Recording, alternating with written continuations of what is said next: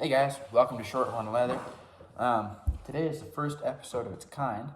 Um, it was inspired by the Don Gonzales saddle shop, morning saddle shop briefings, and I decided I would do my own little thing.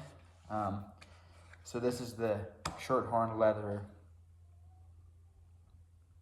briefing. I don't know what you want to call it. It's just a little kind of smart idea Don had, and I really like it. Kind of gives you a glimpse into his life a little bit, what's going on around, and yeah, just to be sure that he's in touch with his followers and viewers. So yeah, I had a little slower paced week. I didn't have a lot to do. There's not a lot of orders currently right now. I do have a gentleman I am working on some knife sheaths with. We're just going over details, kind of what he's figuring. He's got a Bowie knife, full-size old-timer Bowie knife, and then also a K-bar. Not sure how new it is, but it's still a K-bar. So, generally they're fairly all the same. And then, so we're kind of going over details with that. He probably might go with the trapper carry, not sure yet. So that's nice, get a little custom order going there. I've been working a little bit on and off on my new shop. Right now I'm in the garage. I just got a little bench here, kind of set up with all my stuff, and really running out of room, and just nice to kind of expand and get into a bigger building. So I'm moving that out just whenever it's done. It's just a little tiny shop there. Nothing really fancy, but it's gonna be wonderful to have my own little place instead of having to share it with vehicles and cars and what have you in here. Yeah, so that's just nice. I got a couple things I'm working on right now. One I've completely finished. It is done. It's ready for meeting up with that person. I'm not sure when that is. Hopefully this week. Might be next week. Not totally sure. But that's fully wrapped up. And that would be this. It is a custom Bible cover. I got a little pattern going on it. Maybe might be a little hard to see. But there's a little snippet of it there. And this is a Don Gonzales pattern. So he does really, really good floral work. He's master floral carver. And I kind of took that and sent it to this gal, and she really liked it. So got custom in it, put initials on the bottom there. Did the cross. I did an olive oil for the base once I was done tooling it. Tooling overall, I think it took me an hour and a half to do tooling. Finished completely. I think it finished out really nice. She wanted a dark brown, so I just went ahead and used my EcoFlow Gel Antique. The 5 beans Antique doesn't really get the same dark color that I'm looking for in that sense. Then I did a large basket stamp on the back with a shell border, both brown, and then I did it's called a Rain of Blue bridal leather. I think it's from American Hide Direct. I'm not exactly sure what it is, but it's a 2-3 ounce. And it was a really good deal. Mr. Renee Plant there kind of just drives around in this big school bus and sells leather to people. That is where I got this from. Really liked it. And then I did some Western style pockets. This is 1 2-ounce, so it's a little lighter than what I normally do. I normally would go with a 2-3 ounce, but it's for a smaller Bible. So smaller Bible, so less pressure on the pockets.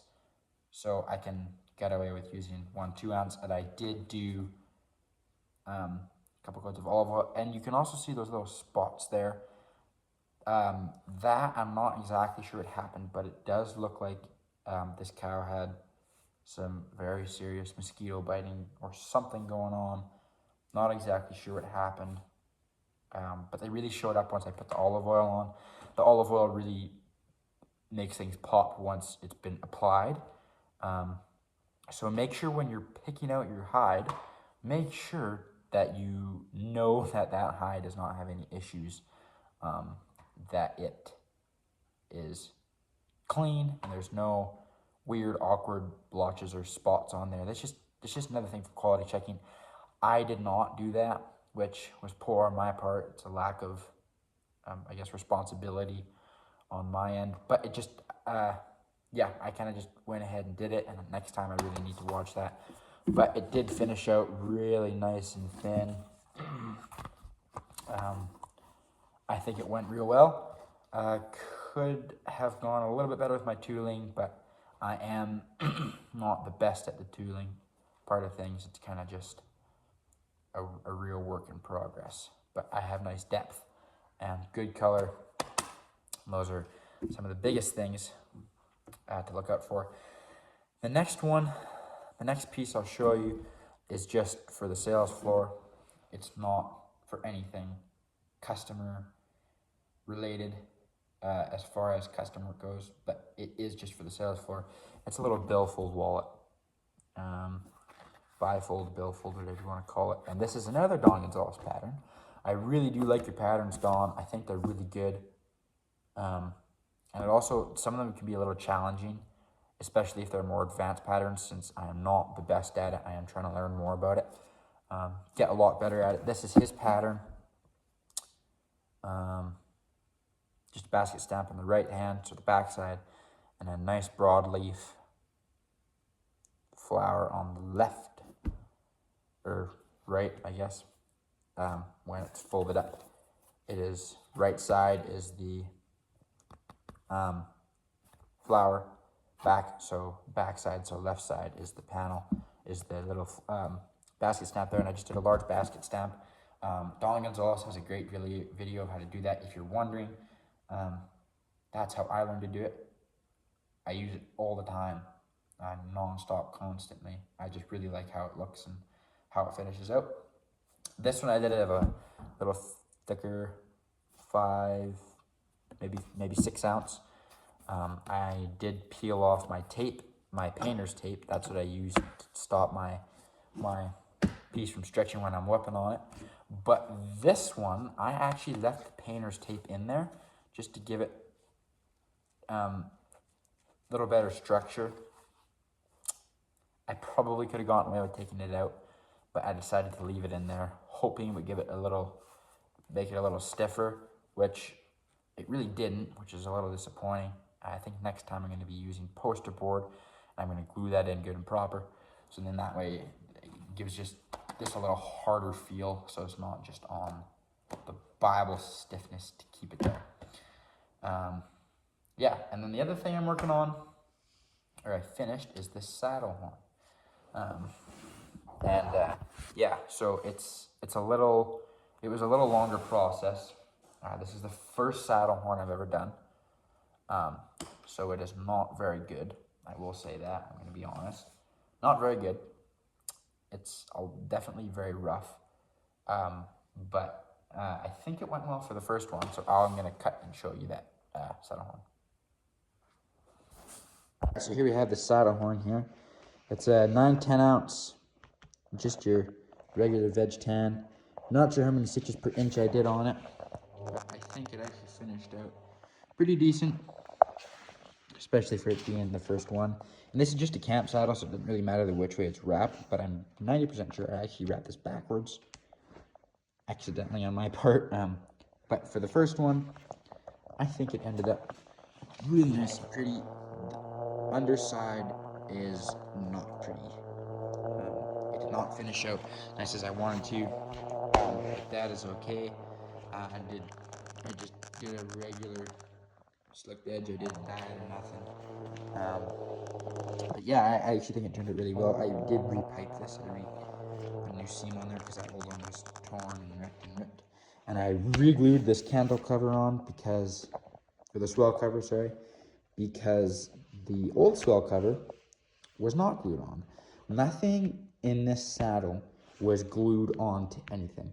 And it's a super cheap saddle. No idea where it's from, but it is just for camp horses. It's just a camp saddle, High Prairie Wilderness Camp, great camp. If anybody has the chance, they're around High Prairie there by Alberta. and a really great camp. There's another one they put on called Summit Mountain Camp, and I've been to that one. It's an extreme mountain camp, and that's where I fell upon this saddle. This horn cap was tearing underneath here, fully ripped. It was about to come off, so I just put a new one on, tacked it down here, all that, and then I re-glued everything.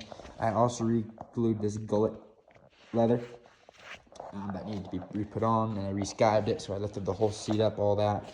And I also put on, I'm not sure what these are called, these little conchos there. Not exactly sure, but I put new saddle strings on, new conchos, and I oiled the entire thing, cleaned and oiled it, because it was rather dirty beforehand. I'm just going to keep this synthetic cinch on it. He's not looking for that, for anything new for cinches. Putting back on. But yeah, I got a couple little scuff marks there. But all improvement, naturally. It will get better from here on. I know that. For the first one, I didn't really have any instructions. I looked up on YouTube and became uninterested in watching YouTube drawing how I kind of learned in a little book I have. And yeah, so nice padded seat, whole 9 yards, and that's redone, so that is finished off quite nicely. Yeah, so this saddle horn finished up quite nice. The other thing I really need to upgrade is I gotta get a saddle stand. I really gotta get one of those stands where I can put that leather strap over it and push on it and clamp it down real good and get that stain there, because I actually just used a ratchet strap on an old bench and it is very loose and very wobbly, and it was kind of actually horrible because it's lower, so I'm like bending over really far. Just be nice to find one and get a proper one since if I'm going to be building saddles more, I want to become a professional saddle maker, so that would be full-time custom. That is the end goal with my work, and I really hope to get there. But again, I still have a lot of years ahead of me where I can work on that, so I don't have to get it going tomorrow. I went to the States for a day, and I ran upon at Harbor Freight, first time being there. Great store, kind of like Princess Auto, just cheaper stuff, kind of knockoff stuff, I guess you could say. And I bought this. It's called a flush end trimmer. Not actually sure how long the handle is, but reckon it's probably 1.5 feet, somewhere around there.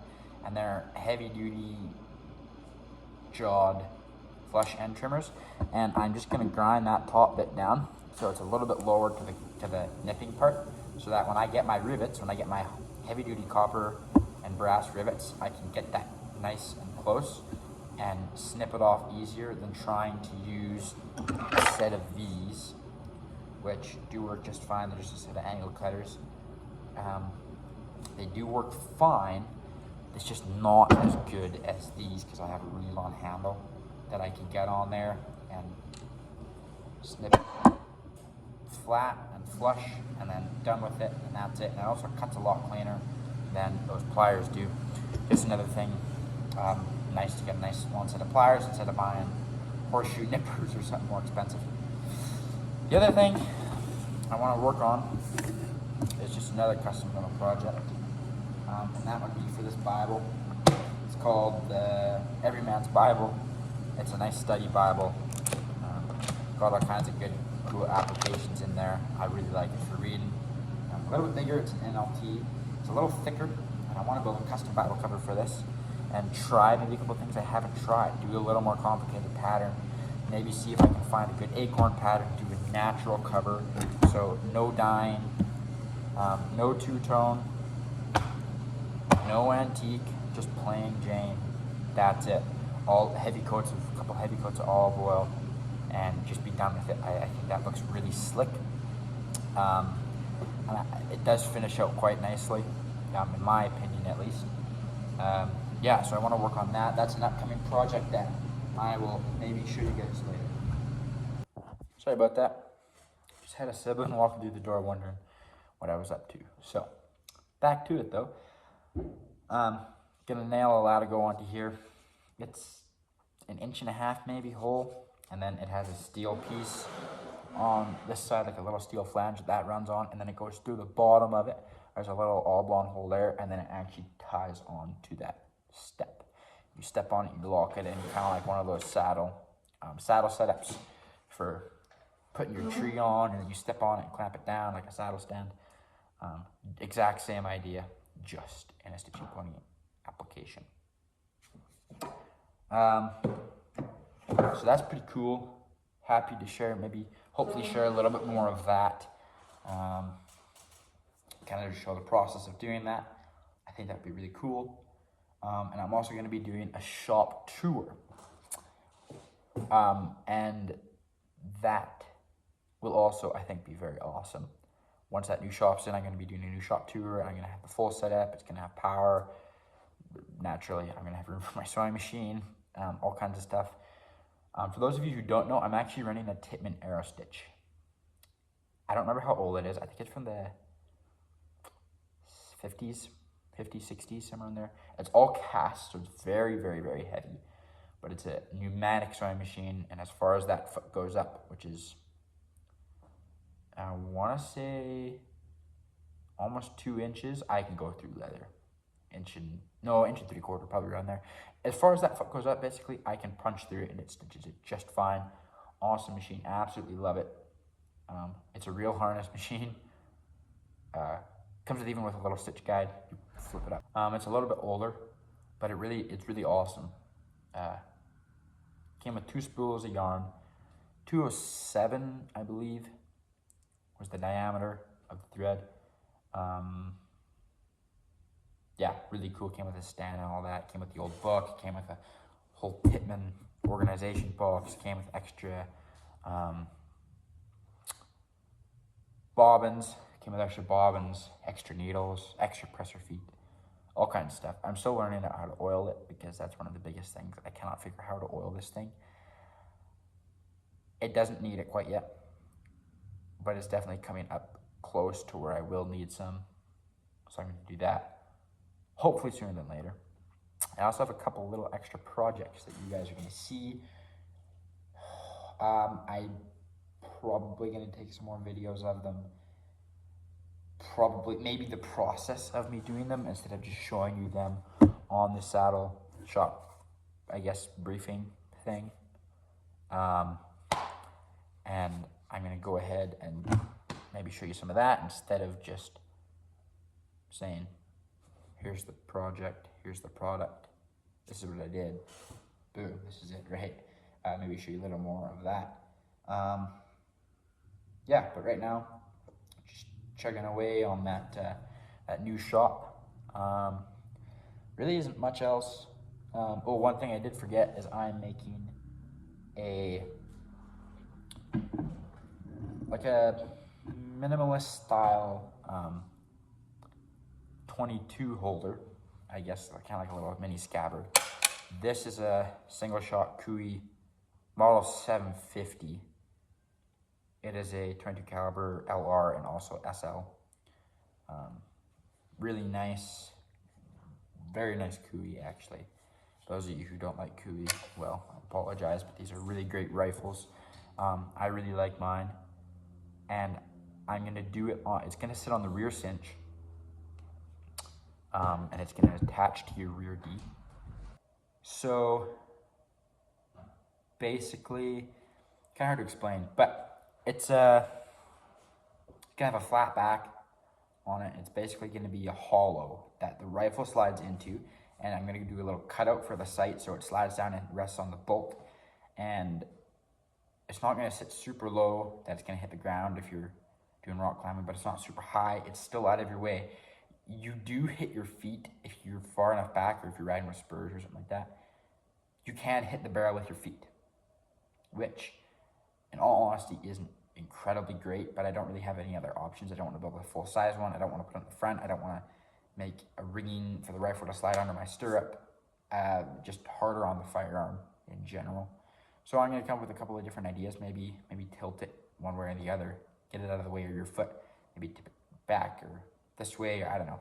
But it is out of your way if you're trying to rope. It is out of your way still. getting on's a little harder because you can't swing your foot over the back of the horse like you normally would. But that is still working out some details. But I did make one prototype, I guess, and it's all right. It's not great. I need to line it so the rifle slides out so it doesn't stick in there, and then I gotta like yank on it to get it out. That doesn't work. Yeah, but I'll do probably another video about that. Got a lot of upcoming projects that I'm wanting to kind of get out there into the world. Just trying to spread my channel a little more. So if you guys share this with somebody else, that would be great. That'd be really awesome. Get some more stuff for people who get some more, viewers and followers, for people like me who are really passionate about the craft. I haven't been in it for very long, 5 years maybe at most, 6 years maybe at most, yeah. For those of you who are really passionate about the craft and who want to learn, I want to learn with you guys. I want to advance with you guys. I'm not no Don Gonzales. I'm not anybody incredible yet. I'm just starting, but hopefully I will be up there building saddles alongside the professionals, which would be a huge blessing in and of itself. Yeah, but I want to learn and walk with everybody else, and kind of just go from there. That really is the hope for this channel and for my business. I don't have a website, but you can email me at motsmatthew11@gmail.com for anything related to projects, or if you want something built. Just email me and I will get back to you probably shortly. I'll try to be on top of emails if you guys are looking for stuff. Yeah, so just glad you guys hopped on. Welcome to the first one. Sorry if it's a little rough. It's going to be a long journey of learning for me as far as YouTube goes, and for my company, making money. It's a pretty darn big thing.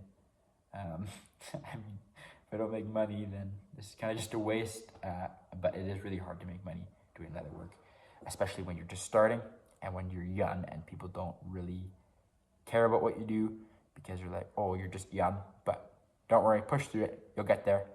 I've come a million miles from where I started. So yeah, I got a couple project videos coming up. Hopefully those will be out soon. I'm gonna be doing a shop tour once that has been put out, which will be really awesome. Yeah, so I hope to catch you guys next time. Thanks for hopping on this morning's briefing. See you around.